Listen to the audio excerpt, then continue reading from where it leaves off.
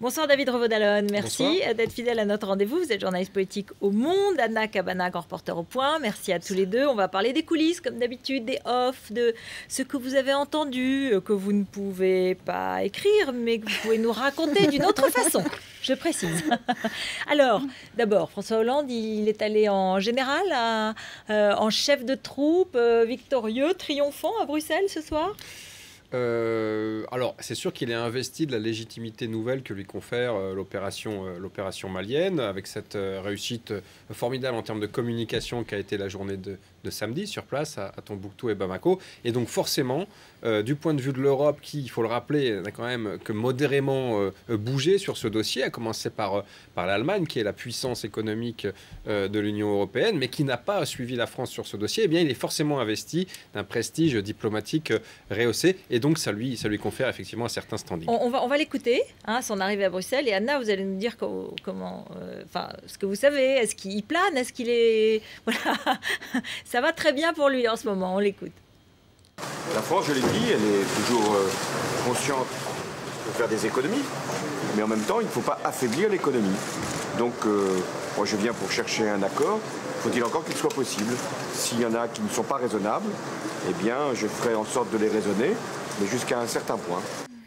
Oui, attendez, mardi même, quand il était à Strasbourg pour son grand discours sur l'Europe, le premier discours de François Hollande devant le Parlement européen, son premier grand discours sur l'Europe, mais attendez, il était grisé par le Mali. Le Mali était passé par là. Il y avait chez Hollande ce jour-là une fermeté, une assurance que tout simplement on ne lui connaissait pas. Et il a osé des choses pas du tout à la Hollande. C'est-à-dire qu'il n'était pas, il arrondissait pas les angles.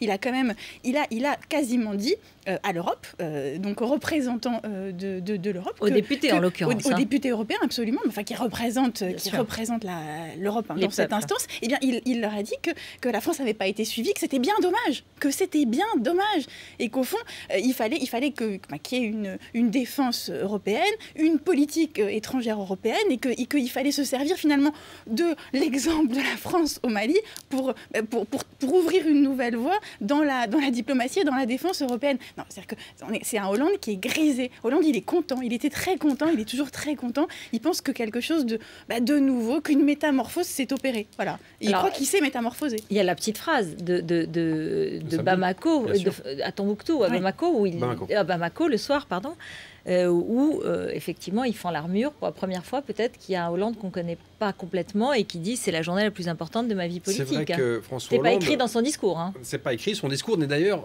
que très peu écrit. Vous remarquerez qu'il a pas mal improvisé, même s'il connaissait évidemment les grandes lignes. Alors finalement, François Hollande, c'est... Tout le monde le dit, y compris ses propres enfants parfois, où c'est très proche, personne ne le connaît. On ne le connaît pas, il rentre dans une pièce, on ne sait pas par quelle porte, vous savez, il va sortir, c'est la fameuse maxime. Simplement, qu'est-ce qu'on constate là? C'est que pour la première fois, il y a eu, et ce qui a d'ailleurs été apprécié diversement dans les cabinets ministériels à l'Élysée, cette phrase qu'on a trouvée un petit peu parfois curieuse ou maladroite, jusqu'à certains proches qui l'ont estimée. Mais cette phrase, effectivement, François Hollande, pour la première fois, s'est lâché. Il a lâché quelque chose de personnel, d'intime, d'affectif presque, et ce qui n'était d'ailleurs sur le plan politique pas forcément très heureux, mais en tout cas, il a très clairement là-dessus fendu l'armure, et je crois que c'était pas forcément un calcul de communication, le fait de voir cette foule bamakoise rassemblée, ses remerciements, ses femmes, ses enfants, ses familles qui lui adressaient de sincères remerciements, mais ça lui a plu. Mais c'est une phrase d'ivresse, je veux dire, c'est une phrase qui était improvisée. Oui. C'est-à-dire que là, moi, ce que j'ai entendu, ce que m'ont dit les proches de François Hollande, qui n'ont pas aimé cette phrase, dans l'écrasante majorité, quand même, ni ses conseillers, ni ses proches, ni ses amis n'ont trouvé que c'était habile politiquement pour lui de déclarer ça. Parce que c'était trop personnel, parce que c'est décalé par rapport à la réalité des Français. Parce que tout simplement, si vous voulez, on ne peut pas aujourd'hui, quand on est François Hollande, avouer qu'on est grisé par la liesse au Mali. Voilà. La situation économique et sociale dans notre pays est suffisamment catastrophique, et même la situation au Mali est suffisamment catastrophique pour ne pas se laisser aller, quand on est président de la République, à cette griserie, à cette ivresse. Or, en fait, en disant ça, il signe, il trahit, si vous voulez, un contentement personnel qui n'est pas, d'après ses amis et ses proches, idéal pour sa fonction. Mais maintenant, c'est-à-dire que c'était une improvisation, mais moi je suis assez d'accord avec David sur une chose, c'est que c'est la première fois qu'on a un bout du vrai Hollande. Et franchement, de ce point de vue-là, c'est quand même, si vous voulez, ça veut dire qu'il est plus à l'aise dans le job. Ça veut dire qu'il est moins dans le surjeu, il est moins dans ce qu'il croit être son devoir, si vous voulez, et la façon de sa posture de président. Il se laisse aller un petit peu. Et donc, au fond, je me dis que bientôt, eh ben, on aura un Hollande qui à la fois sera dans la maîtrise et dans le laisser-aller. Je pense qu'on peut, on peut espérer, Ruth, quelque un chose équilibre, c'est un équilibre très difficile, équilibre. Oui, très difficile à obtenir. Et puis, la maîtrise, c'est bien quand même. Hein. Oui, c'est important dans ce job. Mais je considère quand même que fondamentalement, François Hollande n'a pas changé. Quand vous le voyez en dehors des circonstances très diplomatiques où il joue le chef des armées, puisque c'est son rôle, eh bien, il reste quand même assez égal à lui-même, assez décontracté. Tous ses amis, les ministres le disent. Il paraît qu'il y a les Monsieur Petite Blague serait revenu ces derniers jours, absolument, hein, absolument. alors qu'il se contrôlait beaucoup plus. Oui, oui, je le confirme. Il s'offre quelques plaisanteries, parfois même en Conseil des ministres. C'est vraiment le moment où il est investi de ses fonctions diplomatiques militaires de chef des armées. C'est là, ça ne rigole plus du tout. Même dans les fonctions diplomatiques, à Strasbourg, il a fait une blague. C'est-à-dire qu'après, pendant le discours officiel, non, mais ensuite, après le discours, il y a eu les débats. Et alors, il y a eu un truc génial parce qu'il a dit, on demande à un socialiste d'empêcher que les conservateurs fassent un mauvais budget. Je vous remercie pour votre confiance. Si d'ici jeudi, vous pouvez le transmettre à vos chefs de gouvernement et vos chefs de parti respectifs, ce sera heureux. Mais attendez, ils étaient tous morts de rire dans la salle. Fabius, on ne parle même pas. Fabius était à côté, on le voyait, mais sourire. Et les autres riaient aux éclats. Donc là, on a le Hollande. On est quand même dans une scène éminemment diplomatique. Hein. Il est, voilà, et il se laisse aller.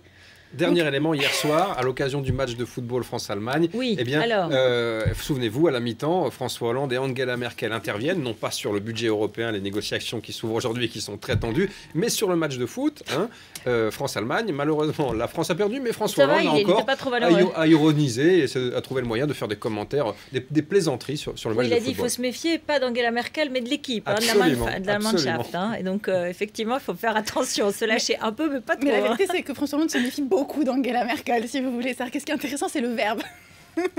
La méfiance, ben voilà, bien sûr qu'il se méfie d'Angela Merkel. C'est même une des personnalités diplomatiques internationales dont il se méfie le plus. Il ne sait pas par quel bout la prendre. Voilà, il ne sait pas encore. Donc avec elle, il paraît qu'il se tutoie, qu'il s'embrasse. Bien sûr, parce qu'il y a un mariage de raison, forcément. Voilà. Ça s'est encore vérifié hier. Avant le match, ils se sont retrouvés 3 quarts d'heure environ dans un petit salon du Stade de France pour caler la stratégie commune pour aborder ce sommet européen. C'est-à-dire que France et Allemagne ont un intérêt commun à ce que les négociations n'échouent pas et à ce que un bon accord soit mené à son terme. Alors après, les conseillers vendent évidemment une ambiance très cordiale, des plaisanteries, et puis le fait qu'ils étaient allés manger ensemble des sandwichs à la mi-temps, malgré le fait que l'Allemagne finalement a écrasé 2-1 à la France. Les sandwichs à la mi-temps, le bonheur, l'alliance, le couple franco-allemand, les sandwichs à la mi-temps. Très bien. Bon, alors, c'est vrai qu'il y a ce triomphe, entre guillemets, au Mali avec les réserves qu'on a évoquées. Et puis, il y a le mariage gay à l'Assemblée nationale avec des débats sans fin, mais qui occupe bien la scène et qui occupe bien, qui distrait bien. Ah mais attendez, François Hollande et ses conseillers ne sont pas mécontents de la façon dont ça se passe, parce qu'au fond, c'est le débat s'enlise, mais en même temps, ça donne une image de la droite qui est assez caricaturale. C'est-à-dire qu'on peut pas considérer aujourd'hui que tous les incidents de séance, les suspensions de séance, les anicroches, etc., qui se jouent et qu'on a en direct quasiment sur les chaînes info toute la journée, toute la nuit. Twitter. Non mais voilà, sur Twitter, toute la journée, toute la nuit, on voit les parlementaires de droite prendre au col des parlementaires de gauche et avec des phrases qui leur échappent, etc. Ça, c'est très bon pour François Hollande. Parce que si vous voulez, ça cristallise l'attention d'abord de la droite, des élus de droite, sur un sujet de société et pas sur des questions socio-économiques. Donc dans ce sens, c'est très bien. Sur lesquelles il est plus fragile, voilà, évidemment. Et ça réactive le clivage droite-gauche. C'est-à-dire que si vous voulez, ça ressout derrière François Hollande une majorité de gauche, alors qu'au fond, il est aussi contesté dans son camp, mais on l'oublie. Donc si vous voulez, sur ces deux terrains, c'est très bien. Et il y a même des élus de droite, ça je peux vous dire, ça m'a frappé hier, parce qu'il y en a plusieurs d'entre eux m'en ont parlé, qui se demandent si François Hollande ne fait pas exprès de laisser si vous voulez, des petits incidents de parcours, type la circulaire Taubira. C'est-à-dire que moi, il y a 3 parlementaires hier qui m'ont demandé... Sur la grossesse, la gestation pour autrui. Voilà, absolument. Est-ce que ça avait été fait exprès, au fond, pour donner... Non, mais bien sûr, attendez, on est sûr que non, Ruth. Mais le vrai sujet, c'est que le fait que les parlementaires de droite se posent la question montre que François Hollande a pris la main sur l'ensemble du dossier sur le mariage. Ça veut dire qu'ils se sentent piégés, en fait. Ils ont compris qu'ils étaient un peu piégés, qu'ils se sont fait... Ils sont complètement piégés dans le piégés dans ce débat. Se sont-ils fait piéger ou se sont-ils piégés eux-mêmes? C'est la bonne question. François Hollande, certes, est peut-être machiavélique, mais à ce point tout de même non. Le délai de publication de la circulaire Taubira n'a rien à voir. Même Taubira l'a appris le soir même de la publication, c'est très mal tombé. Bon, la bisbille entre Jean-Marc Ayrault et Dominique Bertinotti, qui a fait effectivement une gaffe en relançant la PMA. Je crois que tout ça, ce sont plutôt... ça relève plutôt de l'ordre des couacs, des choses mal réglées dans le gouvernement, comme on a business as usual, hein, comme d'hab. Business as usual, mais en même temps qui ont eu un impact relativement limité, parce que François Hollande, il l'a dit lui-même en Conseil des ministres, hein, je le répète avec mes mots, c'est pas exactement comme ça, mais en substance c'est ça, il a dit les sujets de société c'est très bien, il fallait les faire, maintenant il faut revenir à l'essentiel, les sujets économiques et sociaux. Il ne souhaite pas non plus que le gouvernement, je dirais, s'enferme dans cette volonté de traiter les sujets sociétaux qui pourrait être considérée comme une volonté de délayer, d'occuper le terrain par rapport aux vrais sujets, emploi, chômage, justement, pouvoir d'achat. Là-dessus, c'est l'agenda de la semaine prochaine, hein, ça va Absolument. revenir et ça revient en force. On a eu l'impression quand même de voir déjà un petit couac entre Jean-Marc Ayrault et Arnaud Montebourg sur Petroplus.